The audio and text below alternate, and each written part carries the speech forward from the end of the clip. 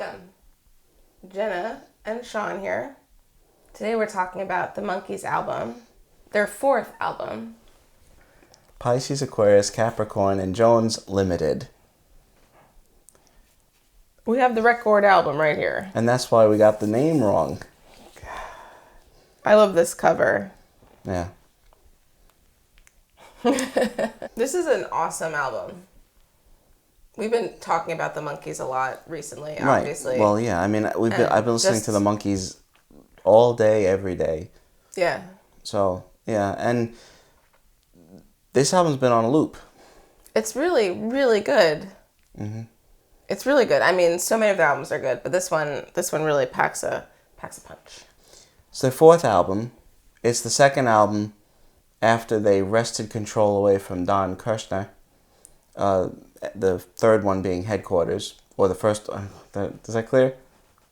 Their third album was Headquarters. Headquarters, third album. The first album where they had more control and they played their instruments and all that sort of thing. Anyway, and I mean, I think you can make the case that this is their greatest album, where all the things are kind of in balance, best. You know, where the four of them were able to express themselves, you know, musically and together, but as the Monkees and not as four individual musicians. Don't you think? Totally.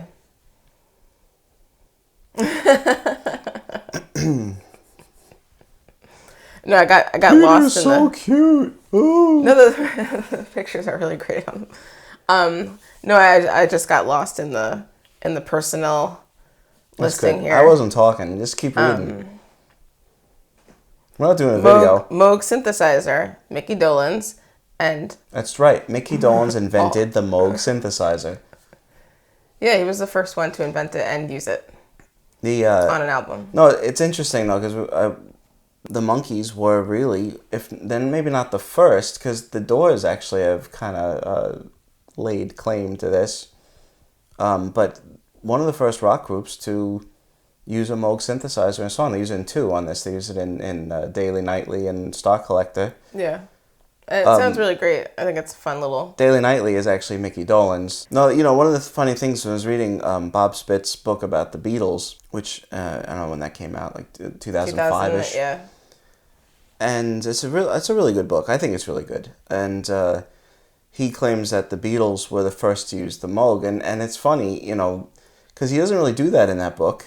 You know, just say, you know, making bold statements. Well, bold statements that aren't. Up. Yeah, he's fairly meticulous, and I just thought that was really kind of funny because it's the Monkees, not the Beatles. You know, it's like he conflated you know, the band them. that no one wants to talk about or give any credit to for anything, and it's actually the Monkees. That's all. I thought that was. That's all. And I like the way Mickey Dolenz uses it. Just noises. I like noises. Like pretending that you're like at the switchboard. Yeah. Ringy dingy. Sorry, wrong number. That's 599. Oh. Yeah, it's a really great album. I love it. So it came out in November of '67. You know, when everything was happening. It's all happening. It was a great year. Mm-hmm. Yeah, I mean... The Summer of Glove. Yeah. Well, I like the first four Monkees albums really just fine. And, you know, I know that the first two weren't in favor with particularly Mike and, I mean, Peter and, you know, whatever, because they really didn't. The real musicians. No, just kidding. But, I mean, for all they were allowed to do really was sing the lead parts. So, I mean, I don't know if they even regarded those as, like, theirs, you know? Yeah. Although Mike did have, you know, a couple of songs on there. But I really, Head is great. But, you know, I would say this is probably my favorite Monkees album. Yeah, it's got so many really good songs. I think, I mean, just to like pick out a few that we could talk about quickly. Love Is Only Sleeping is a really great song. Mm-hmm. It's Barry Mann. No, I was kidding. What's wrong with me? Barry Mann and Cynthia Weil. And one of the other things on this album is, I mean, Mickey singing Mickey's voice. Everything, and yeah, Mickey had such an especially awesome voice. on Pleasant Valley Sunday. I think that's, I mean, everyone knows that song. It's Yeah, not like I a know. surprise. But I think for his vocals, I mean, he really, Yeah. really shines, and you hear just that versatility And in they all his loved that voice. song. They all thought that was He sounds one of their awesome. best I think songs, if not that's their a best great, song. great vocal performance. I mean, like all of them, like we've been saying, as we've been talking about the Monkees so much, Yeah. just off camera. The thing that keeps coming up is Mickey is such a wonderful frontman, such an awesome singer, and he does these songs like Yeah. so well. Because he doesn't get credit for that. Nah. He has a just a really unique voice. You really can pick him out. Mm-hmm. I mean, we can pick him out anyway. It's got I mean, like it's got this softness to it. but power. Yeah, it's just really controlled, and I don't know, he's just got a great style. What And like can you say? we talk about, and not lately because we haven't done a classic movie review or discussion in like ages. Ever. But we always talk about dubbing actors. And that I always think it's a mistake Bad because idea. the people that you're going to dub them with are never as good an actor as the person that you're dubbing. That makes sense. Yeah, and when an actor can sing, they're acting the song and all that emoting and that you get in the It song all comes through. And Mickey can do that. Yeah. I mean, he was an actor, and you really do get all of that, coming through with him. Yeah, it makes for a really great frontman of a band. Yeah, And he does it's it. just really effective and genuine, and it's great. It's just Yeah. awesome voice. They're all so good, though. No, they are. They are. That's the thing. They really were. One is, three were. One is still currently, presently. Well, I know that. I mean, it's impossible not to sort of notice salesman is a little bit, Taxman. Oh no, it's not like Taxman at all. Oh. It's like, no, it is. I'm just kidding.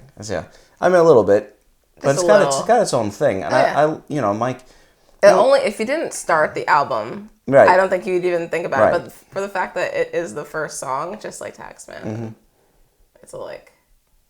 They should start with like Parallel. A B C D A B.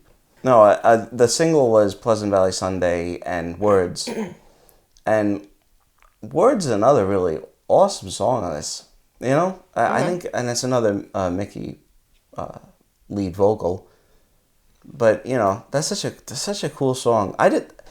There are no songs on this that, I mean, I would even be tempted to skip over ever. No, it's a non-skipper. Yeah, it's really this is such a solid album, and I think if you were to recommend an album for someone that really didn't know the Monkees, hadn't even seen the show, only maybe most people know the name. I would definitely recommend this one first. Or people that just need to listen to music. No, sure. I mean, and if you want to hear like the best albums of '67 or the best albums of the '60s, or yeah, definitely. So yeah, check it out, folks. If you don't know this album, it's a really great one. Jones, and Jones, and Jones, etc. I don't even know if you can see this if I'm not holding it up. But Well, not totally. yeah, it's a wonderful album. We love it. Check out the Monkees. They're great. Thank you so much for watching. See you next time.